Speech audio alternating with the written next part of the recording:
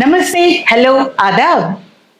శాఖ ఫుడ్స్ లో ఈరోజు మనం తయారు చేసుకోబోయేటటువంటి పదార్థం పునర్నవ అన్న పేరు గల గలిజేరు ఆకుతో కూర.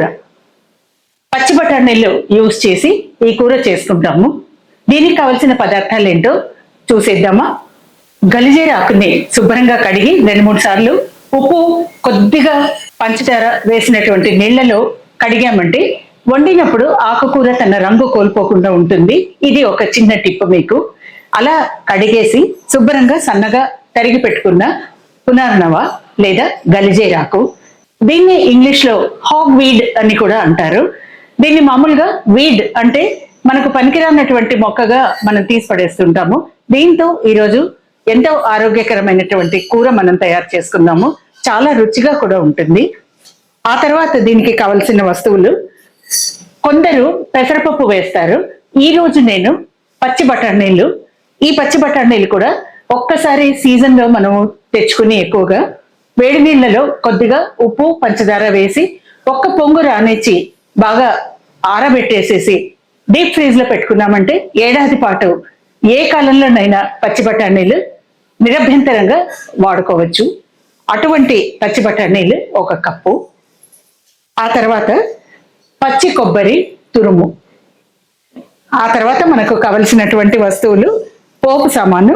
పోపులో ఆవాలు, మినపప్పు, శనగపప్పు, జీలకర్ర, ఒకే ఒక ఎండుమిర్చి 2 ముక్కలు చేసి, ఆ తర్వాత కరివేపాకు, ఉప్పు, పసుపు, తగినంత నూనె. ఈ పునర్నవ కూరకి మనకి కావలసిన వస్తువుల్లో ముఖ్యంగా స్టవ్ వెలిగించుకుని ఒక 2 చెంచాలు మాత్రమే, ఇది గానుగ నూనె, పల్లి నూనె అంటారు, ఆ పల్లి నూనె వాడతాను.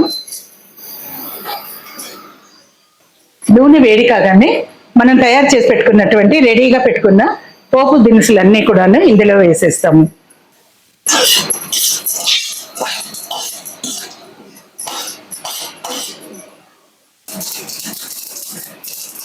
పోపు దినుసులు చిటపటలాడుతున్నప్పుడు కొద్దిగా పసుపు వేయాలి. అలాగే ఎండుమిరపకాయలు, తగినంత కరివేపాకు. ఇప్పుడు ఇందులో ముందుగా మనము బఠానీలు వేసేసుకుంటాము. ఇది ఆల్రెడీ మనం ఒకసారి వేడి నీళ్ళలో వేసి పెట్టుకున్నాం కాబట్టి అలా ఊపిరి తగలగానే ఉడికిపోతుంది. ఇప్పుడు ఇందులో ఘాటు లేవకుండా పచ్చిమిర్చి, మనం పోపులోనే పచ్చిమిర్చి వేసుకున్నామంటే ఇల్లంతా ఘాటు వచ్చేస్తుంది. అందుకని ఇప్పుడు పచ్చిమిరపకాయలు వేస్తున్నాను. ఇది అయిపోయిన తర్వాత ఇందులో తగినంత ఉప్పు. ఆకుకూరలో స్వచ్ఛందంగా కొంత ఉప్పు ఉంటుంది కాబట్టి మనం కేవలం బఠానీలకు మాత్రమే సరిపడగా ఉప్పు వేసుకుంటాము. ఇలా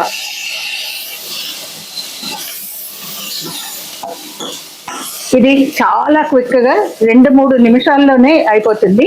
నీరు లేకుండా మనం కొద్దిగా తడి లేకుండా ఆరబెట్టినటువంటి ఆకుకూర అయితే మరింత రుచిగా ఉంటుంది.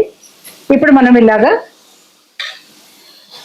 ఉడుకుతున్న బఠానీల్లో ఆకుకూర వేసేసుకుంటాము. చూసారా, ఇది చక్కగా తడి లేకుండా కింద నీళ్లు తెల్లకుండా కొద్దిగా కడిగి ఆరబెట్టి కట్ చేసుకున్నటువంటి తెల్ల గలిజేరు కూర.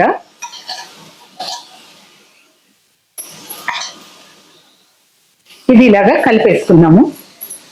కలుపుకున్న తర్వాత దీన్ని కలపాల్సిన అవసరం ఇప్పుడే లేదు. మూత పెట్టి ఒక 10 నుంచి 28 సెకండ్లు ఉడకబెట్టుకుంటే చాలు. దీనిలోకి పచ్చిమిరపకాయలు మనం దంచి వేసేసుకున్నాం కాబట్టి పైనుంచి ఇంకా పచ్చికారం కానీ కూరకారం కానీ ఏది వేసుకునే అవసరం ఉండదు. అదే మనం పెసరపప్పు వాడినప్పుడు ఏం చేస్తామంటే కొద్దిగా పచ్చి కారం కూడా, అంటే ఎండు మిరపకాయలని దంచినటువంటి పొడి కారం ఏదైతే ఉంటుందో అది కూడా వాడుకోవచ్చు. మీరు నమ్ముతారా, లెస్ దెన్ 3 minutes లో ఈ కూర రెడీ అయిపోయింది.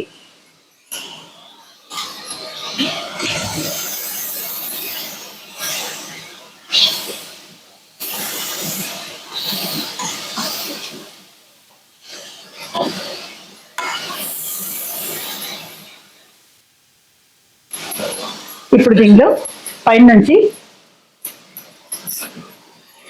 మన రుచికి ఎంత కావాలంటే అంత పచ్చి కొబ్బరి వేసుకోవచ్చు.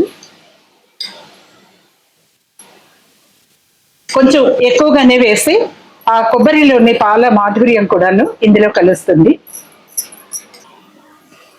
పునర్నవ కూర తయారు.